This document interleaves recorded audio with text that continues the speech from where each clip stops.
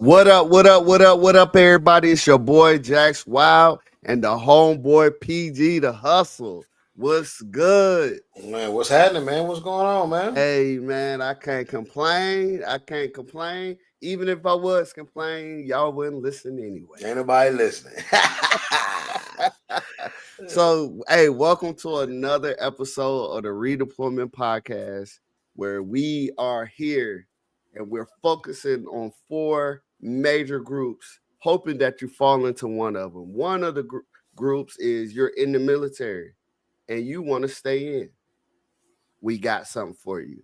Or if you're in the military and you're deciding to get out, you maybe do 1 term, 2 terms, we got something for you too. Maybe you're deciding that you want to come into the military. Well, guess what? This podcast is for you as well. And finally, if you're that one person in the world, I don't know how you still survived at this point in time, and you have never had an interaction with a military member before, well, this podcast is definitely for you. So thank you for coming in. Please feel free to comment. We'll respond accordingly.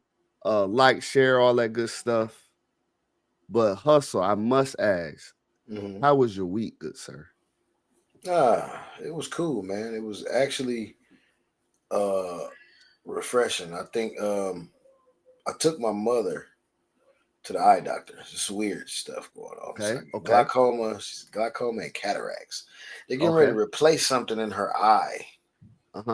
Like a disc, like the thing behind the retina. Like, it's crazy, man. Okay. So I've been, I've been on we've been on health kicks and focusing on health and health is wealth and all that kind of stuff. But I'm just now taking into account and looking at things that are like hereditary and watching my family and my immediate family members go through specific things and different surgeries and all that stuff too.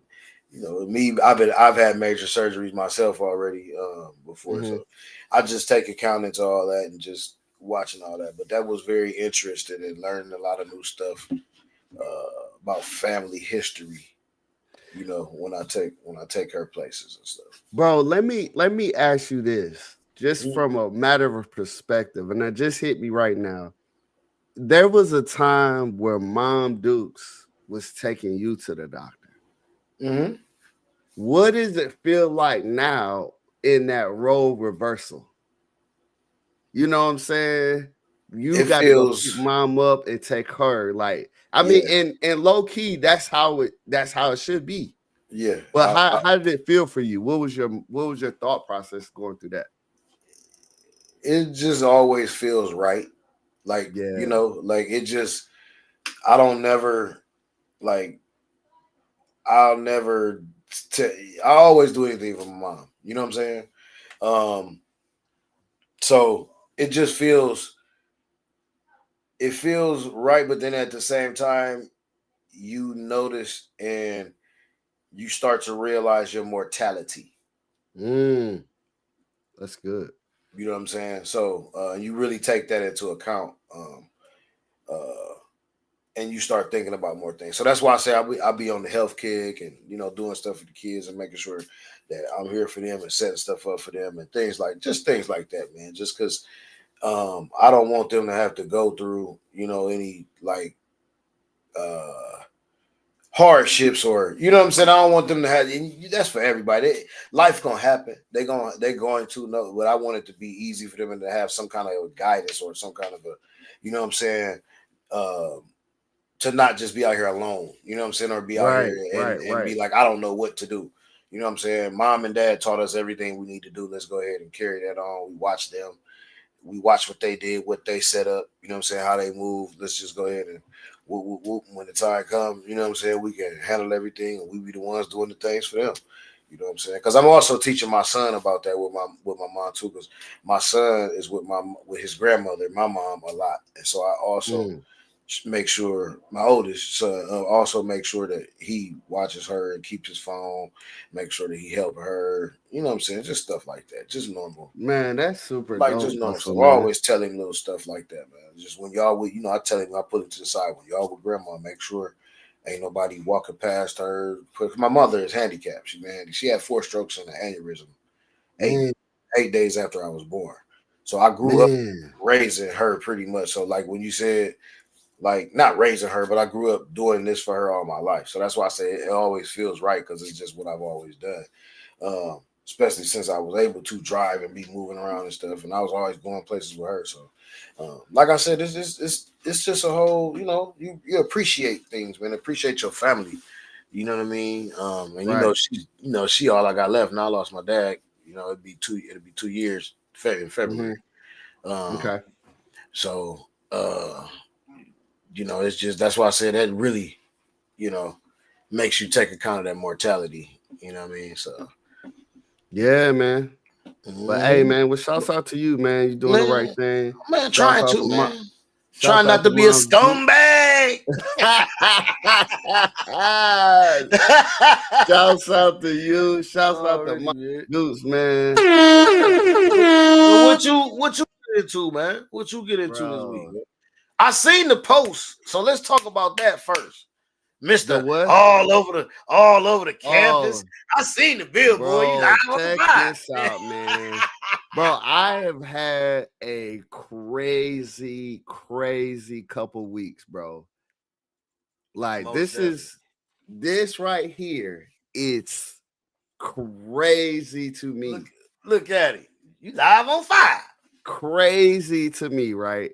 So I the love one it, thing bro. about this picture, right? That was like a day after I was able to do the Veterans Day speech.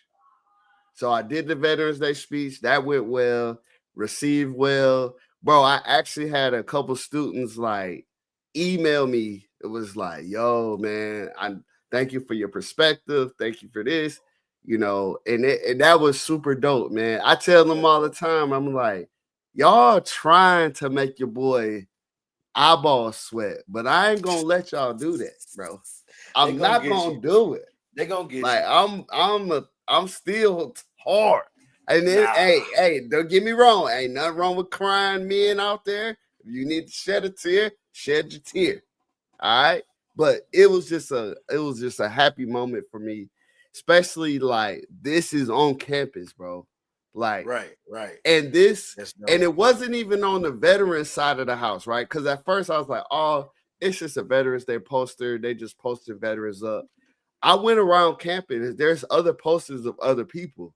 They are highlighting they're rebranding UNC, going back to the U and the C interlocking Mm-hmm. because they went to the old well, which is one of their other uh kind of monuments on the campus. So they Right. went to the old well, but now they're going back to the U and interlocking with the C. And then they changed the motto to first because they're the first public school, first like public school that's a college, I want to say. And Okay. then they are first and for all is they trying to talk about the diverse crowds that come to UNC. Right. So For I all. guess I checked Nice. the mark for the veteran that Right. is on campus. And then there are some, man, it was just a dope moment. It was Man, a that's dope beautiful. moment, That's beautiful. especially when you're walking around. I just had left a meeting. And I'm coming back in the office, and they were like, "Mr. James, did you see yourself on the sidewalk?" And I'm like, "Nah." So they showed me the picture. Then I walked outside. I was like, "Mama, we made it. We Right. up." So bro, it's super dope, That's what's up, man. man. Like, and then on the heels of that, last week I couldn't talk about it just uh in detail because it wasn't finalized. But I did get a job as a coach, so I'm an assistant coach of Githin's middle school. So Coach Jax. we're super excited about that. I came in like a bull in the china shop though. Them No. boys' eyes got big, bro. Cause I'm like, We got to get after it.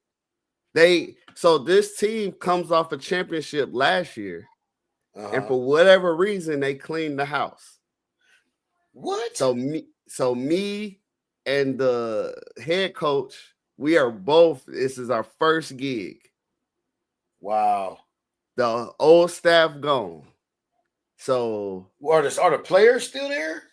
No, we got 3 returning players. Yikes. We got 14 kids. And during the interview, so funny, bro. But during the interview, I was talking big, like, because it's true. Middle school basketball is about development. Sue me, throw me in the trash, cancel me. But that is what middle school athletics is about. It's about development. Now, if you got a middle school squad, and I'm talking to coaches out there, if you got a middle school squad and only 6 players play and the rest of them ride the pine, and you're not even trying to give them a sniff of the court, winning is too much for you. Yeah.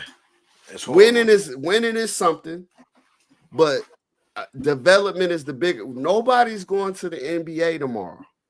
We are developing. So get them boys in there. Now, what I did say is let's let the ones, your job is run that score up so I can get the 2s in. That's right. Right? So run it up. So I'm on y'all hard because, I need to get these boys in. And I'm going to try to rotate it in as best I can for sure. Exactly. But yeah, and so I'm in there talking like, winning is not everything. It's about culture. It's about teaching them how to be men and bringing them up. Bro, the coach, and so he said, "Do you have any questions?" I was like, "Yeah, how did they do last year?" He was like, "Oh, we won last year, 14-1." I said, "Oh, okay." And the assistant principal looked at me. He was like, "We're winners, coach." And I was like, "Hey, I ain't say we can't win. That's not what I'm saying. I'm just saying winning is like, winning is it? Winning is a something. byproduct of working hard. Thank you. Could be a byproduct because sometimes you can work hard and you can do everything exactly right, and the ball could just roll out. You know what I mean? Like, but you can't say you didn't work hard. That's right. And that's a life lesson too. Like sometimes you can do everything right, and just at that moment, whatever you was trying to get is not going to be there.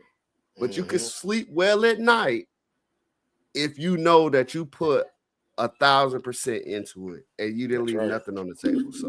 So that's my soapbox that I'm trying to bring to the kids, and I've already been running around there. I'm gonna have to stretch later because sometimes coach gotta show them. You know what I'm talking about? Like they think you're sweet. You don't get out there and pull a hammy now.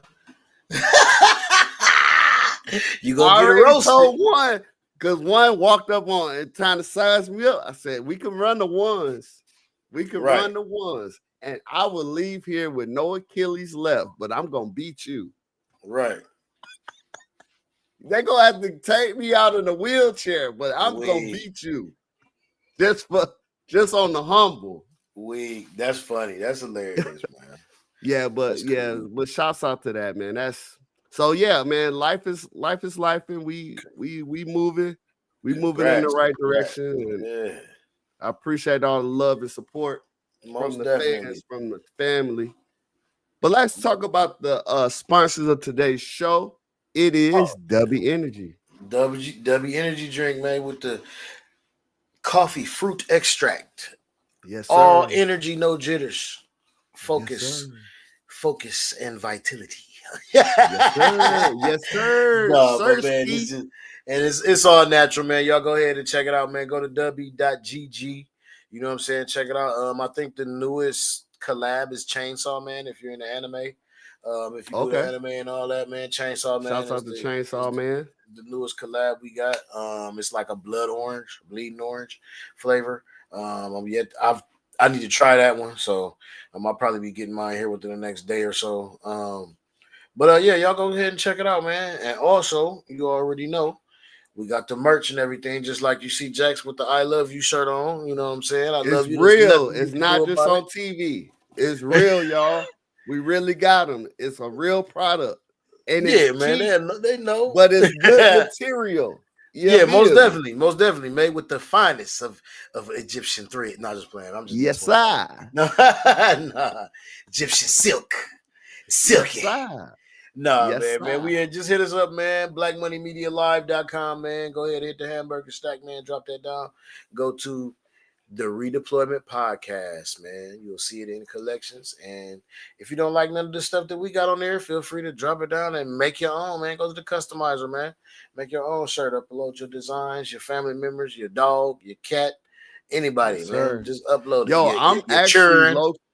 I'm actually low key jumping in that designer, putting the team logo in that boy, and Oh yeah, we gonna get the team shirts out. there it Because is. here's the deal: is like they was like, yeah, we don't have our shirts yet, but no hoodies yet. Don't Say AD. less. Don't worry about that, AD. Don't worry about that, sweetheart. Don't worry about that, sweetheart. What do you say? It's that It's that splatter. splat. That splat.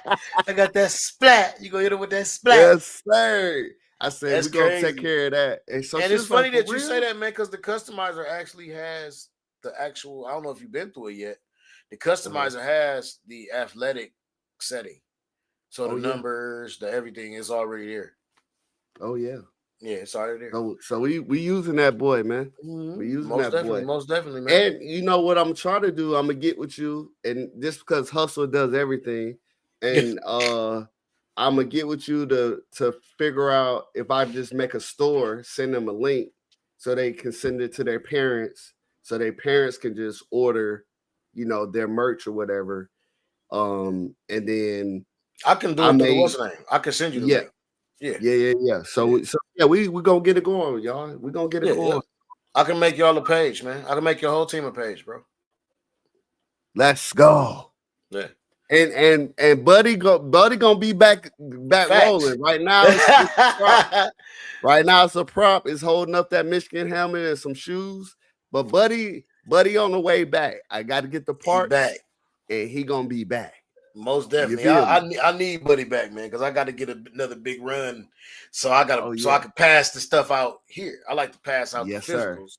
You know what I'm Yes, saying? sir. So and we got to get back on it, man. Yeah, we good. We good. But yo, What's going on we today, got man? a guest, bro. Okay. And our guests, we always talk about our guests as the greatest guests, and that's so true because they bring so much impact to this show. The show wouldn't be what it is without the guests, and now I'll put that on everything. Most Now definitely. we talk about my 3-4 kind of phases of my military career. The first phase was Turkey. I was a wild boy, right?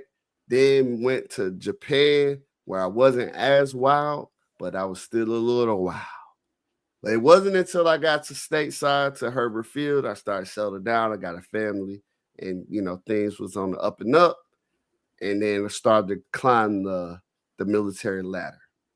But I want to take y'all back to a time where even before that, me and the guests were actually in tech school together.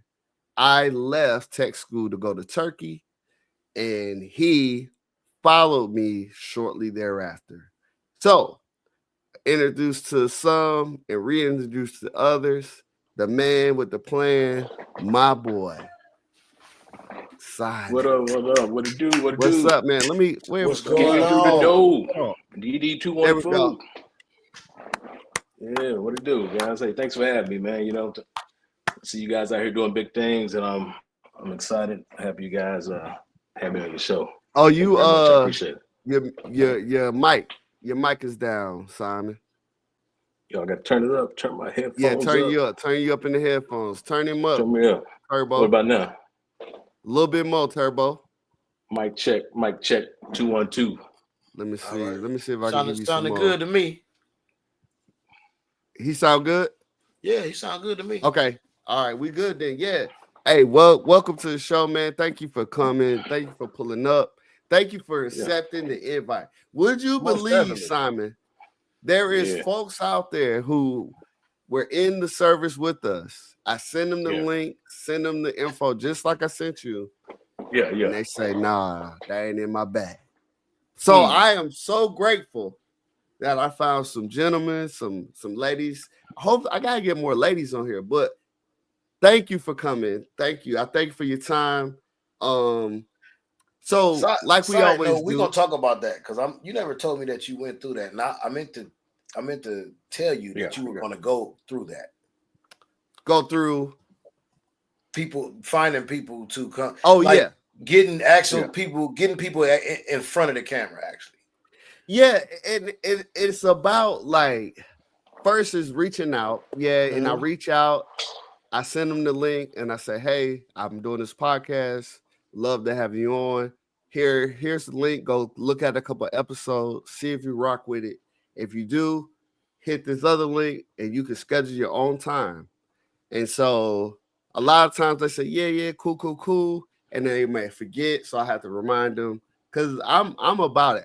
My job, I feel like our job is to get these stories to the folks. Because there are folks that are in and they're undecided whether they want to stay in. Mm-hmm. And so it's our job to maybe not to influence them to stay in, but just give them these stories to keep them motivated to stay in, or say, hey, yeah, it's cool to get out because there's these opportunities to get out. Right. So I want to start you off, Simon, from the top. But what I got to do is I got to throw you out. This is the first drop. You got to tell us. You got to tell the folks what made you come in. So the drop is about the days, the weeks, the months prior to you going and signing them down the line, going to MEPS and getting flued out to San Antonio, Texas, to join the world greatest Air Force. Good old. What was the situation surrounding that, sir? The floor is yours. Oh man, to make a long story short, I had some uncles that was in the Marine Corps, back in the 80s. And whenever they used to, stationed in Okinawa, right? Them devil dogs. Devil dog. Who to this day. Hey, shouts out to the devil dogs that had a birthday a couple weeks ago. So shouts out to any devil dogs out there. That. Yeah, devil dogs, they turn up too. They have a good old time. A good old time, right? Yeah, so my uncles used to come back home. That's when they came back stateside. It was stationed out of Oceanside. And when they used to come back home to good old, to the country of East Texas, they used to always tell these stories, right, about what it's like in the Marine Corps and stuff they done and stuff. And like, oh man, that's kind of cool. But that's kind of crazy though. I don't know if I'm down with that. You know what I mean? But like whatever. But just hearing those stories growing up as a little kid in the 80s, used to watch all the Chuck Norris movies, all the Rambos, all that, right? The Arnold Schwarzenegger. I'm like, man, it's cool, but I'm not doing that.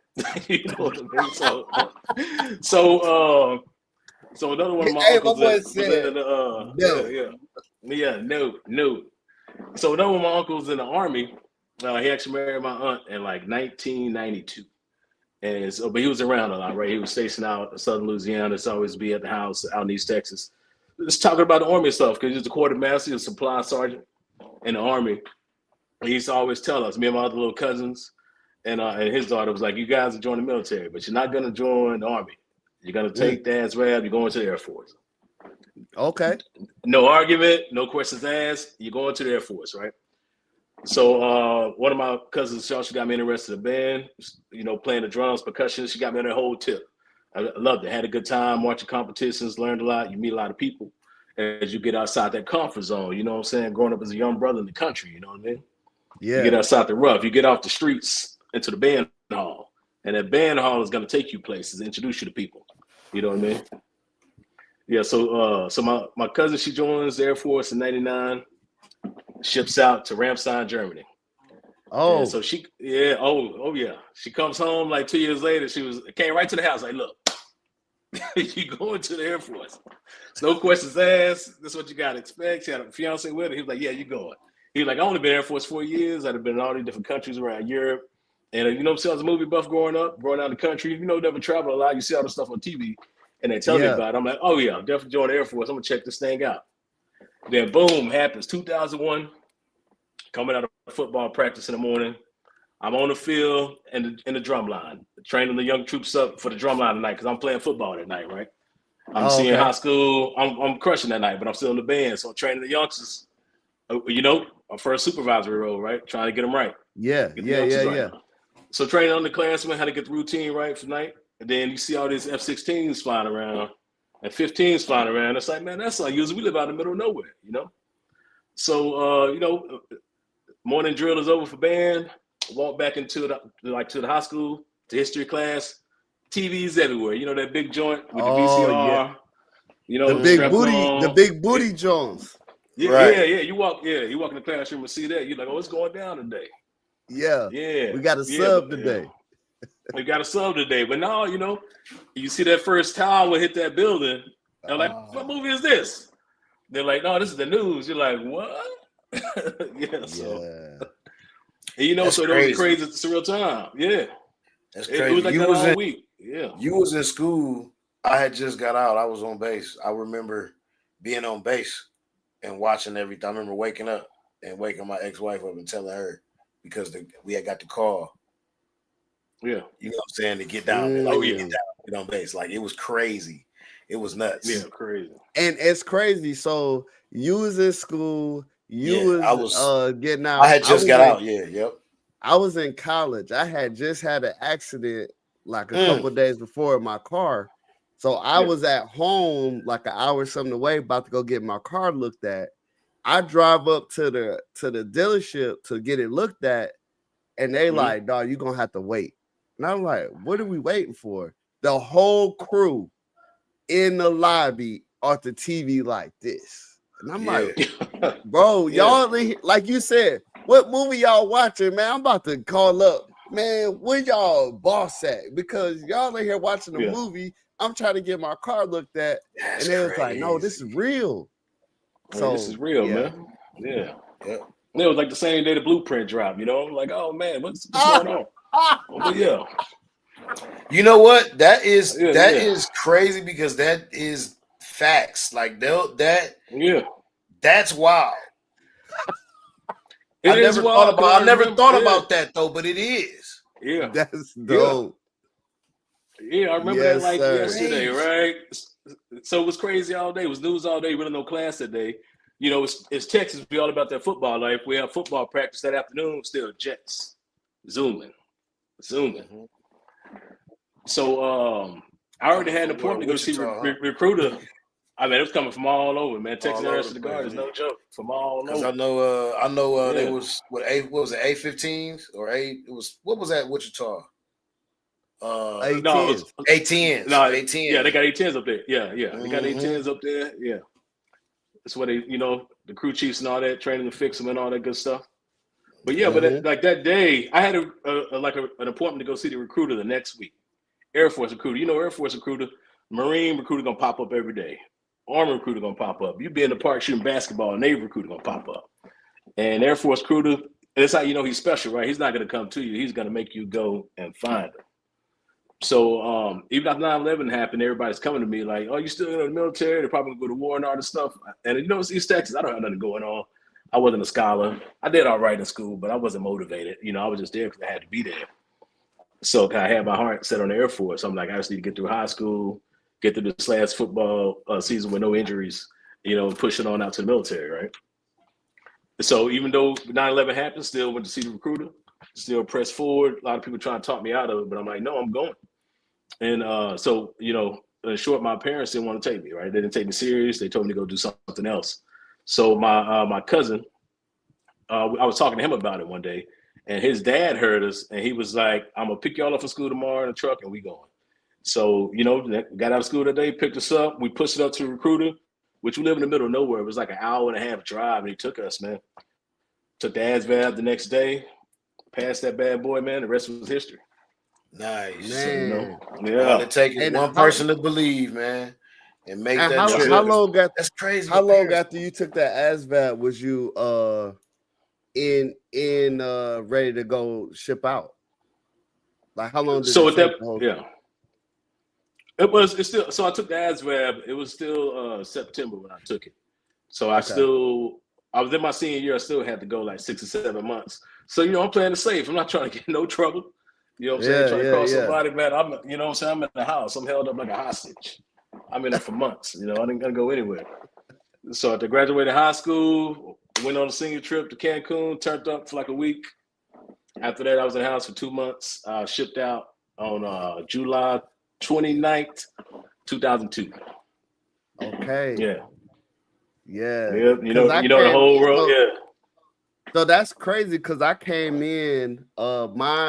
We landed at Lackland July 16th, 2002. All right. So that's crazy how it all kind of came together. But okay.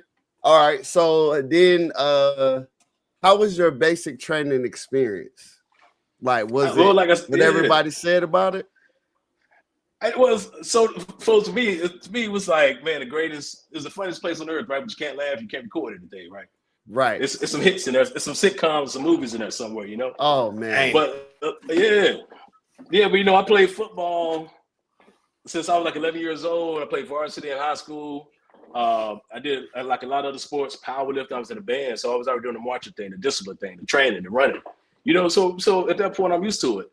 And like the coaches on the football team alone, it was a lot worse than any team I faced, man. These coaches are terrible. Oh, right, you got a face mask, they push you down. Oh, We had this like small coaches that line up with no pads on and just run over you.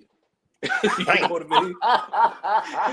You try to get up, don't even need no helmet. Hey, wow, man, make you want to fight him. Let's make you want to straight up fight him. You say that's Texas football, huh? That's Texas football. Boy, Texas football is different, bro. Like, wait, you said these coaches would line up, head up, no pads on, and no still deliver that work. Fire off on you, hit you, man. He gonna make you feel it too. Yeah. Yeah, we had one man, he was a monster. He'd be in the gym benching and the bar is bending. How much weight he got on this thing? He wants y'all to know. It's only one out for him. He wants y'all to know. But that's what it was, right? So it was hardcore. It's a lot of pressure on you. And you see a lot of talent on the football fields. Man, like for example, one of our first scrimmages, I think it was on JV and we up there shadowing with the varsity, so we get some reps in with them. And our varsity team was good. We had a handful of blue chips who went on to play at Texas A&M, play at Utah, went and played at like a lot of all over Texas and like even Oklahoma. And this cat was killing these dudes. These dudes be killing me on the field, and they killing these dudes. Dude rushing us, hit us up for 100 yards, 200 yards. They take the receivers, our best receivers. We got a safety that Oklahoma came out to scout that game. They take the wide receivers and put them on defense. They were like, stop this, man. It still took like 2 or 3 of them to bring this dude down. At that point, I knew I was not going to play college football. I'm like, if they can't stop them, what can I do? What can I do? But hindsight is 2020. Looking back on it, wasn't that bad because guess who that man was? Who was it? Adrian Peterson. Wow. Killed the V Squad. Killed them, man. All these dudes want to be D1 athletes. Killed them. But hey, Peterson ran up y'all back. Yeah. That was another recruiting tool right there. Recruiting tool. I'm like, I'm going to do this military thing. I'll be off in a few months. But I say all that to say, so, dealing with that stuff in a high pressure environment with all these athletes, these monsters, these power lifters, going to basic training, man, that was light work. Yeah. Light work. I was already used to getting up early, going to train in the morning. Yeah. Push ups and sit ups, that's all we got to do. We run, or that's all we got to do. Are we just doing this one a day? It's not even a 2-a-day workout. Cool. And they yell at you to sit there and lock in, he's not going to steal off on me. So, So, yeah. That's it. You say you done been drilled by your face mask. That ain't nothing to you. That ain't nothing to you. The hat. Yeah, the little hat ain't nothing to you, boy. No, it ain't nothing. That ain't nothing. So long as you get the 3-point stand. Yeah. Right in the forehead. Like a woodpecker. Man. Did you what did they not offer anybody in your flight to join the band since you did play percussion? Yeah, so my cousin like she joined before me and she told me, hey, go join the band flight. because it's easy, right? And I'm sitting there, but the day soon we got off the bus, man, they ripping cats, right? Like left and right. You know, you line up at the personnel center and they was ripping cat left and right. I'm like, man, I'm not saying nothing. Nothing. I'm sitting there, I ain't saying nothing, man. Yeah. So I didn't even go to the damn flight, man. I'm like, because my recruiter say, hey, man, lay low. You don't want to stand out. Yeah. You know, keep a low profile. But, you know, but I couldn't keep a low profile because my, like my TI, my primary TI was a Puerto Rican cat from New York City, right? And it was only 3 brothers in the flight. So we stood out in the first place. Oh, yeah. Right? 3 brothers in the whole flight. Y'all only had 3 brothers in the flight? Ooh. Wow. we had 3. And we stuck. I still know their names to this day, man. I bet. Yeah. Well, it was so many black folks on my flight. Boy, we had different cliques. I don't even know these. Bro. I know the cats I hung with. Our brother flight, I felt like was all brothers. That's why all we brothers. call them. Whoa. Quiet. Yeah. Crazy. that was the brother flight. Yeah. And dog, we went down to the check. Flight. We went down to check on them one time as element leaders, like, you know, checking in on them, bro. They got into the laundry room. They got civilian clothes on. Some of them on their cell phone. They eating. I looked at my folks. I said, we got to get up out of here. Yeah, you gotta go. They come down and get these cats. I don't want to be around. You said I don't want to be no. We gotta get up out of here. We gotta go. You said they have on TVs. It was on cell phone.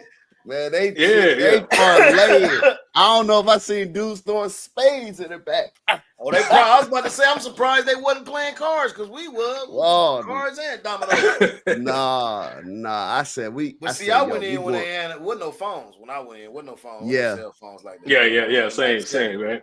There was a sprinkle of folks who had their cell phones. Yeah, I was still depending on, you know, the good old payphone, right? dropping dimes out there. Yeah. And then they rushing you like, facts. Oh, you like it right? Yeah, you're like, oh, I got an answer machine. Right. Couldn't even talk to nobody. Right? Man, couldn't even hit nobody. Answer machine.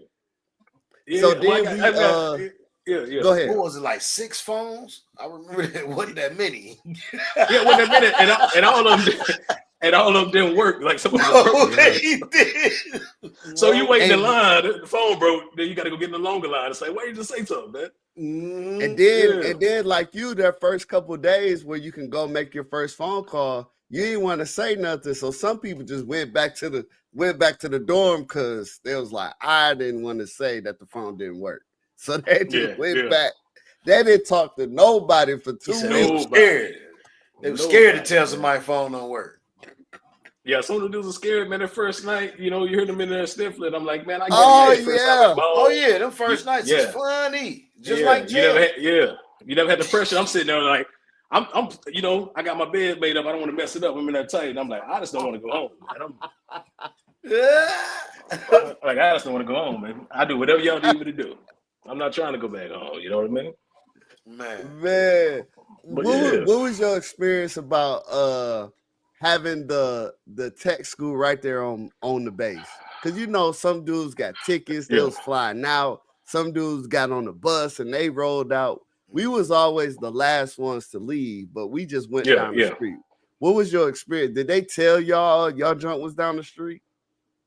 Yeah, so I think about paperwork, man. I was like signed up for like a personnelist, right? Came and open admin. But something had happened. I don't know if they had a storm or something. They was like, yo, they don't got enough room for everybody's. So if you want to do this, you're gonna have to stay here for like another 2 weeks. I'm like, man, hell no. I need a hamburger. Mm-hmm. I need some chicken or something, you know what I mean? So he's like, all right, if you're not gonna stay here, that's you can if you qualify, you can apply for one of these jobs right here on Lackland. So my uncle was a supply sergeant. He had them great stories, good experiences, man. I said, boom, supply, there it is. Yeah, I'm doing it. Yeah, you know, the rest is history, man. Roll, you know, but you know, I watched some of your old episodes, man. We had a bus. We got on the bus and went over. Them boys told me they had to walk, man. That's cold-blooded, man. Oh, yeah, that's cold-blooded, man. When I went to SP school, we had to walk. Yeah. Y'all had to walk. Yeah. That's hardcore.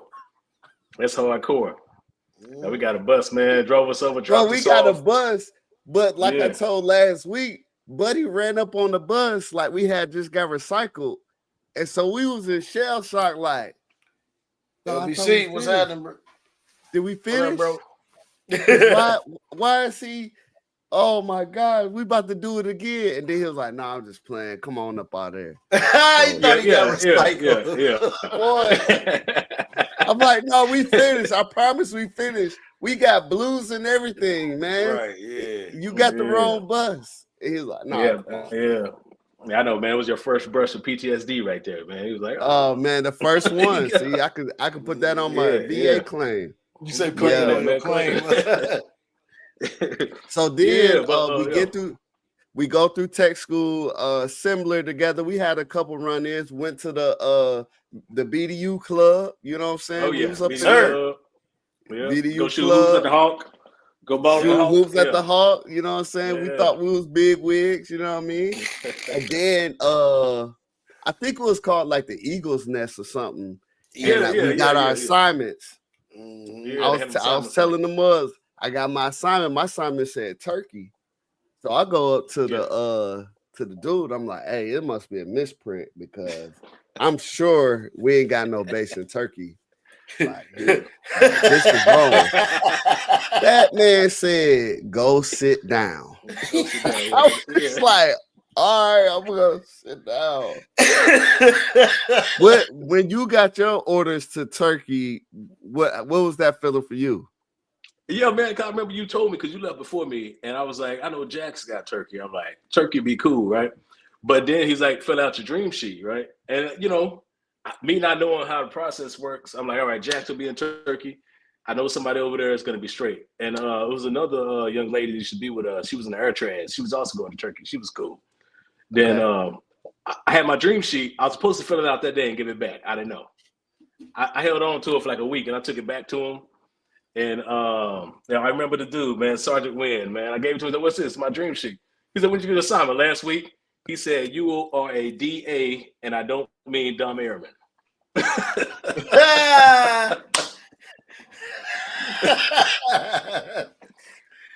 Yeah. So what's the BA? No, that DA. He said I was a dumbass. Oh, DA. Oh, yeah, right. Yeah. So he still. So he gave you your assignment anyway, or you had it was already given to him because he didn't return the dream sheet in on time. So it held me up from leaving, right? Because you got to get your follow on before you roll out. But then I got the follow on back, and I had Hickam. I'm like, all right, I'm good. Going to Hawaii. Oh yeah, we're good. Yeah. So so I go to Turkey first. Myself and another one of our classmates, Speed. We get off in Turkey, and we having a good time. And I had forgot that he was on the way, but man, I was having a time, bro. I was having a time. I was frazzled. We had a supervisor who looked like that dude looked like that coach that ran you over with no pads on. That dude was like 6'5". 6'5". That dude was stacked diesel. It felt like his BDUs was painted on. Yeah, man, like they'll cut you, man.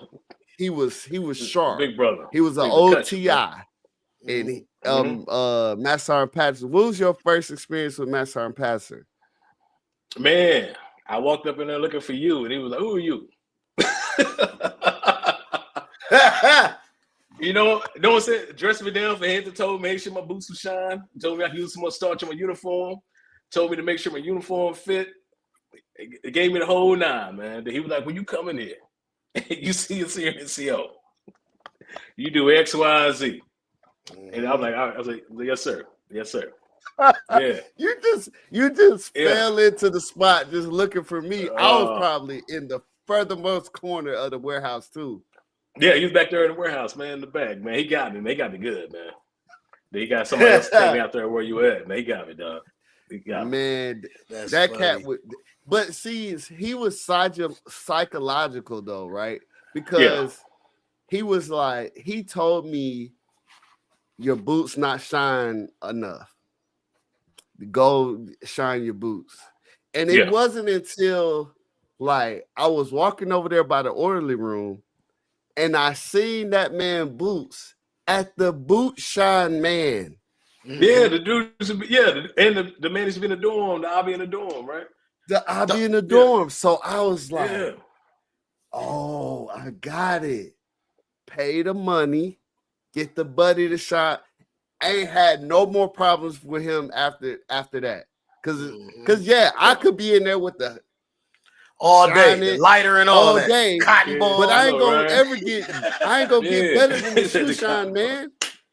Y'all remember them lighter in there? Them lighter in them the lighter and the cotton balls. You gotta put the lighter that heated up. Yeah, but your fingers like you being fingerprinted down at the station, man. Your fingers all black. Facts. It's messed up. And nobody ever thought to get some gloves from the BX. Yep. We could just wear some gloves and we'd have been cool. Boy, we was in the sink for days, no Gojos, nothing. Man, so that was charcoal good, man. Yeah, and then we had a couple other cats join us, man. We had a good time there. I remember distinctly Master Sergeant Patterson with his big brolic self. When the TSP came out, he told me, he was like, get to your computer. And I'm like, all right. He was like, sign in. Like, okay. He was like, hit this button. I was like, all right. Then he was like, you're going to get a letter in the mail. When you get a letter in the mail, you make sure your boots shine and your uniform right, but then you can come see me. And then he explained the concept, man. So the OGs took care of you, but they're going to take care of you their way. What do you got any experience like that with the OGs? Oh yeah, I had the same at my place, right? My OG man, God bless his dad, man, was Master Sergeant White. Like he passed away sometime in that tour, right? He had some health issues and passed away, But I remember he come pick me up the first day at the dorm once I got off the rotator, right? The old Angelic Express. Yes, sir. And, at test school they tell you, hey, you go to your first base, look sharp the first day, have your blues on. I opened up the door. He knocked on the door in the barracks. And I said the barracks. Remember hanging around that joint for us. I'm in the dorms and I got my blues on. He had busted out laughing right in my face.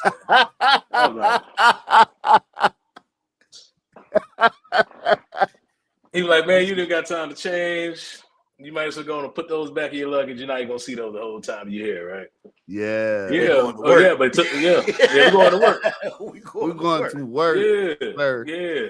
Gave me a tour of the base, showed me around, man. Looked out for me like your first base. Do this, that, and the third, and you're gonna be all right. And if you need anything, just come and see me. You know, all that stuff, right? But he looked out for me, really looked out for me a lot. I really appreciate that. Bro, the one thing that we I wouldn't say take for granted, but it was a very after 9/11 and after the towers went down, like I didn't join for that. I joined after that, just after the cause. Like it wasn't in my mind, like I'm joining because I got to go get them dudes. You know what I'm saying? That wasn't my bag. Yeah. Same. But we're in Turkey, and I'm talking about 2 hours away, flight time from a battle of any kind of area. Like Iraq is right there, Syria's right there. Syria's right there. And we are really just playing around in like the dangerous territory. Did that ever click for you? Like we really out here and we just hooping after work, like you know what I'm saying? And it's really going down like a couple hours away. The one thing that hit me on the rotator as we was making our final descent, 2 16s came alongside of the wings, bro, to escort us in. I was like, where am I, man? What is about to happen, bro? Like I ain't never seen that in real life. I look out the wing and it's real time. Like they flying in with us to make sure we get there safe. And we just around there playing, man. I know, right? Might have to pop out some flares or something. Yeah, we just playing. The thing that tripped me out the most, right? Because you get there and you settle in, you're like, all right, this is different. It's not that bad. Then, I'm in the barracks one night, man, getting my sleep on. And wake up early. Go to work. You're gonna make that walk, or you're gonna call it a taxi. I'll be come pick you up, drop you off, right? Pick you up. Yep. Yeah. So I wake up early so I can hit the DFAC and roll on to the office. But I woken up a little earlier because I heard people outside talking and singing. I'm like, what's going on, man? And I open the door, and it's a street in a parade field that runs right outside, our dorms. It's the Army and Marine Corps doing Jodies, running the formation. They just got off the plane. They're already out there running. And I'm like, oh, it's going down. It's going down. So up until the announcement, when Bush made the announcement, the countdown to the invasion, up until that, grinding every day, 12, 14 hours, building pallets, loading up trucks, forklifts, 6 days a week. You're lucky if you got 1 day off, 6 days a week. Yeah. Grinding. But still on the weekends, we go over to the E Club. They have all nighters. It was a good time, man. The Army was out there wild, out of control. Out of control. But like every day, more people were showing up every day. And that place it turned into a party hub. Oh, yeah. It was a party hub. All the families out. Yeah. Oh, yeah. It was already a party hub. But after that, they went hardcore for all the way up until the final days for the launch and for the Northern invasion. It was, that was surreal. So at that point, something get a little serious. And I remember we loaded everybody up for that last day. Had the convoys lined up. Everybody started rolling out. And we were like, man, what do we do? So that night we went to the E Club and we still worked for like 2 more days, but we didn't have nothing to do, right? Everybody was gone, missing the change, it's quiet. Then they was like, well, we're going to go, the countdown is about to be over, so we're going to go over to the bowling alley and we're going to get some food and some drinks. So I'm like, the war's about to start. Yeah. And we going to the bowling alley. We ended up throwing it back, Heineken's and Henny's, bowling. The clock hit 0. I kid you not. The DJ, Turkish dude in the booth, started playing Bombs Over Baghdad. Over Baghdad. Wow. I was like, oh yeah, definitely join the right service. Say he was playing it. Hey. Yeah, we watched the airstrikes, the shock and awe live on TV from the bowling alley in Turkey, drinking beers and drinking Henny.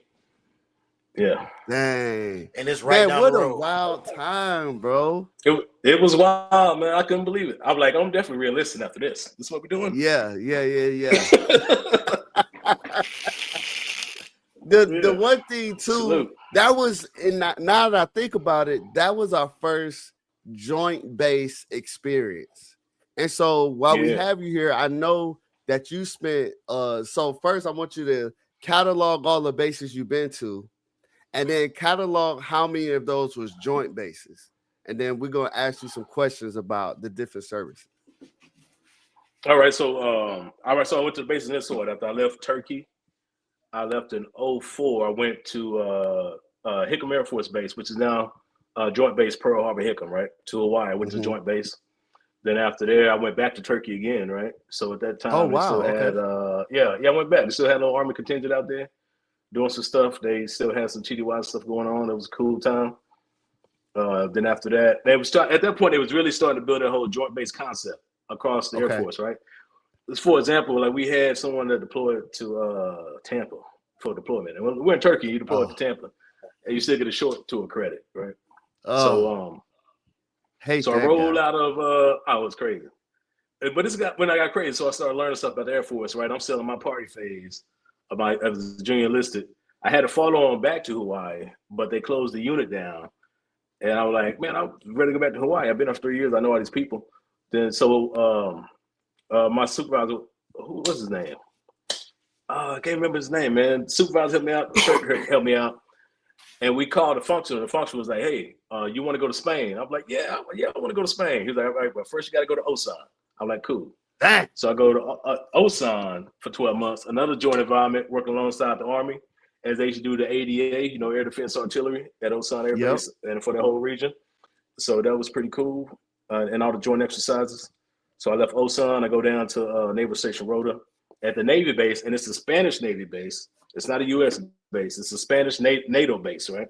So Spanish Navy's there, U.S. Navy's there, the Marine Corps is out there, the CBs, and working at the en route. All the planes coming through from the States, C-5s, C-17s, carrying all kinds of stuff, right? You never know who's going to be there. I was in the break room one day, and Maria Sharapova was in there, and I was like, wow. I feel like somebody's playing a joke on me up here. Yeah, so that was cool. That was a cool gig. Spain was cool, man.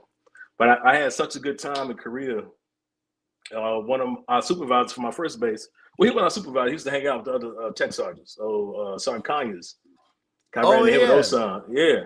And he was like, hey, if you come back to Korea, apply to go to Daegu. It's a joint base. You work, you know what I'm saying? You do a lot of missions with, the Army and the Marines on some different things on the peninsula. You do stuff with the Korean Air Force and the Iraq Army also, the Republic of Korean Army.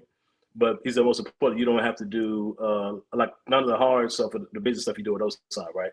He said it's pretty chill. And you get to drive even just being there because it's basically like a geographically separated unit. And Daegu at the time, yeah. So it was the third largest city in South Korea. So I went there after Spain. Loved it, man. Right outside the gate, opens up right into the city, big city. Wow. All types of stuff to do. Yeah, they had a lot of colleges around, a lot of shopping. It was only like a 40-minute train ride to get down to Busan, the city that runs right up to the ocean. Great time, man. Wow. Had a wonderful time. Yeah. And the job used to travel around. Yeah. And even for the job, used to go to the different geographic sites around Korea. Check the equipment accounts, all that good stuff. Yeah, make sure that the Korean contractors are taking care of everything, right? Love that job. Yeah. Best job ever. Oh, man. Yeah. I'm partying hard out there, man. It was a good time. Good time. So after doing that, I've been at this point, I've been overseas, man, for I think it was probably like about 10 years or so at that point, about 10, 11 years. So I go to Salt Lake City, Utah. Well, first, I went to Daegu and I had a good time. I got a follow-on assignment to Yokota, and I love Yokota. Been there a lot of times, taking leave, hanging out with friends. I extended in Korea, right? So I didn't go to Yokota. Love you too, man. I do 2 more years in Korea. I get another follow-on to Diego Garcia. I'm like, man, how many people get the opportunity to go to Diego Garcia? But I'm like, I having such a good time at Daegu. I'm not going to Diego Garcia. I'm going to extend and stay in Daegu. So I was in Daegu for 4 years. So I leave there. They say I got to go back stateside. I've been overseas too long. I go to Salt Lake, go to Hill Air Force Base, right? Ogden, Utah, Air Logistics Center. And that's when I worked at the A-10 System Programs Office for the A-10 Warhawk Thunderbolt. Probably one of my best assignments professionally, right? At that point, I matured in my Air Force role. I decided I was going to stay. Yeah, it is. Yep, I was going to behave. Yep.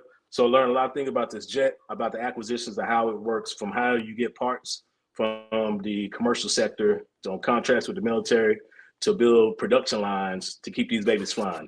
And that not only works for this aircraft, but it works for all supply chains. So at that point, I was studying and getting a degree for information technology, but working on this aircraft, which is, it's not one of the big boys. It's not cool and flashy. It's an analog aircraft. That's why in the Terminator, they flying these bad boys because there's no computers in it, right? It's all analog. It's a flying gun. Yeah. It's a flying gun, Galway. It got a titanium tub around the pilot. So even through the Gulf War and Operation Iraqi Freedom, these things out there taking all kinds of hits, but it's lighting everything on the ground up. Everything. Oh, wow. Everything. Yeah, and there's a story you can look for it. Yeah, titanium bathtub around the pilot, right? And it shoots high explosive rounds. I even got one, a mock-up. These bad boys. High explosive round.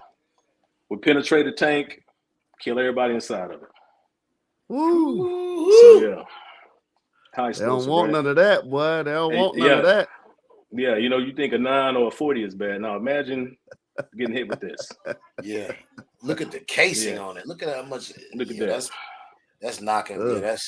Yeah. And that's coming at you fast, boy. Oh, that's coming at you real fast. It's a high explosive tip, right? It's it's uranium, and they have explosives in them. So, yeah. Jeez. So that'll punch right through a tank. Call it the tank killer, right? It'll punch right through a tank, kill everybody in there. Mm-hmm. So, but I said to say this, right? So this plane it's an older aircraft. The original manufacturers all went out of business. So you really have to utilize your supply and material management skills and like industry knowledge to keep this baby flying. You have to call so many people. You have to do so much paperwork. Congressional teams to come down just to hash out contracts and give funding just to keep this thing flying. But that's when I got my drive to get my degree in logistics management. So this right here, this face. You see the vest. You see the helmet. You know what time it is, man. At this point, I'm like 20 years in the Air Force. I'm like, man, I'm still doing this. Doing a duck and cover, the whole gas situation. That was real fun. But it's a picture from my last exercise. This is actually, I was at Turkey on my second tour when I put on Staff Sergeant right here, my buddy Heath. Still friends to this day. Buddy Heath back there cheesing. Yeah. Big time Phoenix Suns fans, Arizona Cardinals. Yeah. And this is retirement life, right? Yeah. Yeah, chilling on the boat in Hawaii out the sandbar. If you've never been to the sandbar on Oahu, Kaneohe, definitely check it out, man. Real chill experience, real chill. Then after that, Greece. So what is some of your differences that you've seen with working with the different services? Are we truly the best? Like if you say it hands down? Hands down. Even for working aside a lot of like people that retrain, even after working with some Navy people, some Army folks, they're retrained. And one of my captains, when I was stationed in Hickam, I got assigned to a security forces squadron, and our captain was a former artillery sergeant in the Army, right? Got his degree and came to the Air Force, and he was like, "Man, this is so much better, so much better." He said, "I can't believe we get to do this." Yeah. Wow. I can't believe we get to do this. Yeah, because those guys be stressing. Even in Korea, when we exercise, it's the Air Force. We're there to what? To maintain aircraft, support aircraft and personnel, put bombs on targets. And out the Army's out in valleys, freezing, sub-zero temperatures. Yeah. Trying to advance and launch different operations. So they're all over the place. But us, the Air Force always takes care of us, right? Yeah. From the DFAC to the dorms, the quality of life, the work environments is just the job. Yeah, the job it's like a regular 9 to 5. Just every once in a while they put an M4 in your hand and you got to do some work. You know what I mean? But gotta do a little work. Gotta do a little work. Yeah, you do exercises. Yeah. But I will say though, 9 to 5, I will say though, Fort Leonard Wood did have a good chow hall. That's an Army base. They had some bingo wings back there cooking, man. The bingo wings. Bingo wings back there cooking. Boy, that mac and cheese had that. That breakfast was on point. What? Nah, but I'm yes, sir. Leonard Wood. Yeah, Leonard Wood. That's in Missouri. So what do you got going on now, and how did some of your joint experience help you to land and do the job you're doing now? So my joint experience gave me a lot of opportunities, right?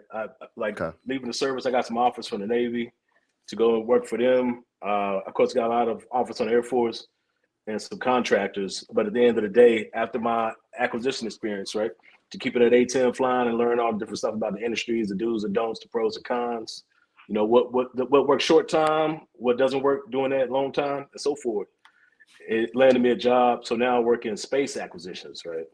Wow. So that's a whole different ball game, right? So now I'm over there as the senior logistics manager of space acquisitions. Yeah. Man. Do you have any active duty guys that you work with, or it's only just you and some civilians? So for the most part, it's mostly civilians because in a sense you got to have a depth of knowledge to get these things going and maintain it, right? So you kind of like your little one-person wrecking crew. You do all your stuff. You talk to the different industry people. Then you bring it back to the team, and we all put it together to make it work, right? To build those supply chains, right? So there's a few. We got some officers that up in the chain. We run a few things through them. There's some junior listed, but they're mostly just doing administrative work, communications, cyber type stuff. But yeah. That's good. Yeah, So 10 out of 10, what's your rating on leaving the military, being civilian life? Are you full at a full 10, like you're super enjoying it, or you still miss it, so you like a 5, 6. Where you at? Where you land? I'll say I'm a 10. The culture definitely changed over time, as we all know, right? It changed. You know, we're dealing with a younger generation, right? So I don't miss the Air Force. I miss the people. I don't miss the young crash outs. You know what I'm saying? You crashing out for no reason, man. That ain't cool. You know what I mean? Let's have a conversation. But I don't miss that part. But I do miss a lot of the camaraderie and some of the rigmarole of the Air Force, right? But at the same time, it's like you take that knowledge, you take it out here, you apply it to industry, right? Whether you're gonna run your own company, whether you're gonna jump in on a team for another company, the Air Force is a cheat code to set you up with these skills and this knowledge. You know, they even pay you to get an education. They set you up with TSP for some investments, your VA loan, all your different benefits that come with that stuff. It's a cheat code. So even if you don't do a career, so if you don't do a career, at least do a few years, and at the end of the day, it's going to put you ahead of the average citizen. Yes, sir. That's great. That's good talk. That's good talk. What about, I want to ask if you have any helpful hints on how to navigate through, if you're active duty right now, how do you help somebody navigate through a joint culture situation? Because I know it could be a learning curve.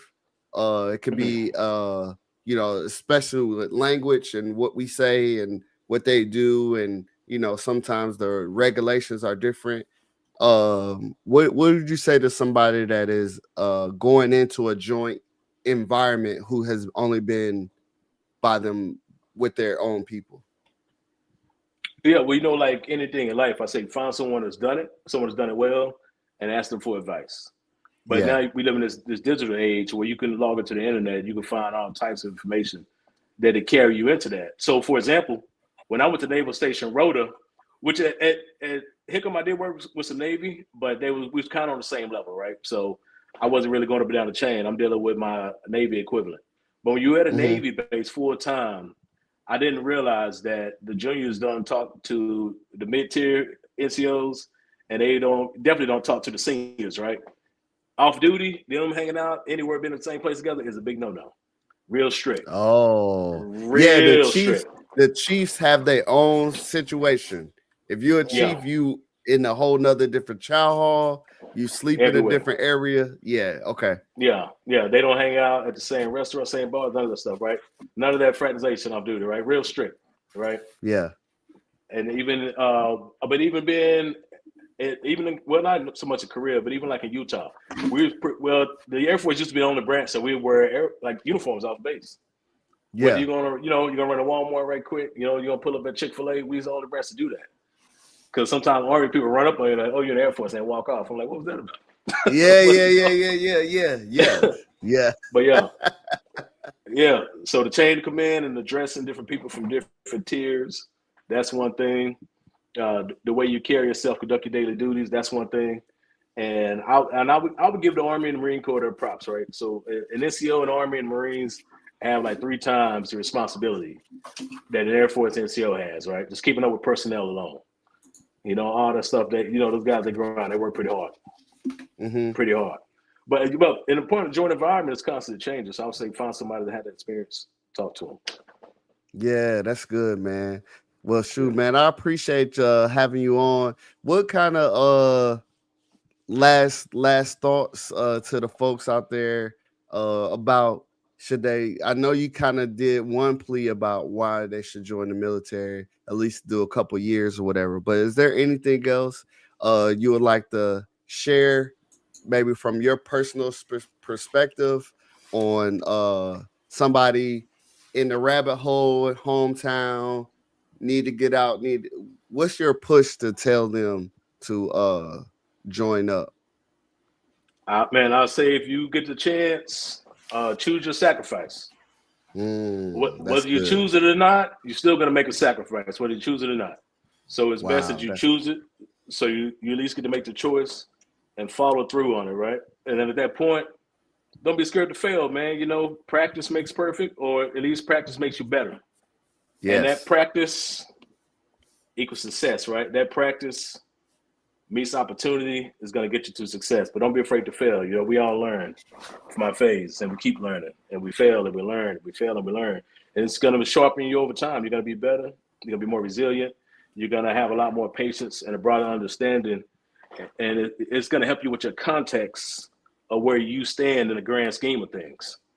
Yeah. Then from that, you can build on that. You can build relationships on that. You can seek out mentors and keep taking that wisdom. Keep standing on it, building on it. Before you know it, you know what I'm saying, you'll be on the shoulder of giants. So you just got to follow through. Man, that's good. That's good. The last question, where will we see Simon in 5 to 10 years? What's your goals, future outlooks out there? I don't know. There's so many options. Even moving into this new role for working in space, I'm learning a lot of stuff about space industries and where the world is going, right? Where the U.S. is going. So whether I'm 5, 10 years, I'll see myself taking on a broader role, whether it be a project manager or even moving on to a different aspect of the whole space acquisitions field. Yeah. But at the same time, I'm working on some LLC, got some ideas, trying to bring some stuff up, you know, increase the revenue stream so I can bring more of my time back to me, right? While I'm not focusing on somebody else's projects or building something for somebody else. I can focus on what I want to build for myself and lift others up and my community up around me, right? So well, hey, I know PG don't mind me saying I have an LLC currently. I know PG has built a couple. So please, we are a unit of veterans trying to, you know, make it better for ourselves and our family. So please don't hesitate to reach out if we could do anything to help you along the way. Bro, it's been 15 years, man. Like I just realized it, just you saying that. I got my LLC 15 years ago. Me and wifey did. We've been in the company. Our family is a company since then. So so if there's anything we could do, please don't hesitate to reach out. Also, we want to see you back. We would love for you to go out in the future sometime and just plug yourself back on the calendar. We bring you back on, man. Do you have any lasting parting words telling people where they can find you, or anything you working on, any mixtapes in the plan or anything like that? You know, man, no mixtapes. I mean, I'm not to be found. You know, I'm out of sight, I'm out of mind. Right? I'm in march mode right now. I'm building. You know, it's cliche to say, but you know, I've been Airman Simon and Sergeant Simon for the past 22 years, and I'm still trying to figure out who I am. So that's what I'm working on. Yes, so sir. Once I get more information for you, I'll get back to you. Yes, sir. Well, we appreciate having you out, man. PG, do you have any closing words for us? Nah, man, you already know what it is, man. Just check us out, man. You know, W Energy, man. Go get the Redeployment Podcast merch, man, at blackmoneymedialive.com.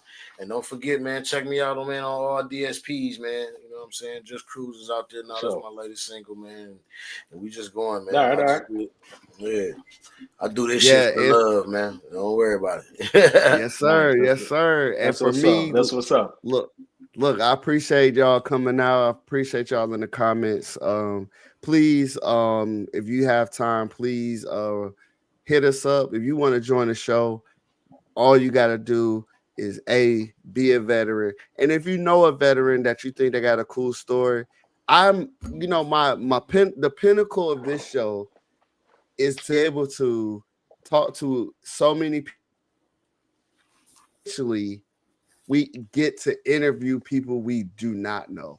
And that's the pinnacle, I feel like, or at least a goal for me. So if you know a veteran that you want to hear their story and you think they'll be a cool part, please, please, please don't hesitate to send them the link. Here's the link here. Obviously, you probably can't put it, but we'll put it in the chat. Or also, we have this on Spotify. It will release next Tuesday. So it is actually video, which is super, super cool. So you can listen to it or watch it. Ask you to go there, like, share, comment, share this out. We just want to be another avenue, another voice of positive people talking about our military experiences and how it helped and changed us. Because now we are all civilians now, And we're using the skills that we developed there, like Simon just said, and we are trying to make this world a better place. One step at a time, one day at a time. So I appreciate y'all coming out. I appreciate y'all showing the guests love. And as we always say here, we love you. Love you, and it ain't nothing you can do about it. Check y'all later. I never heard my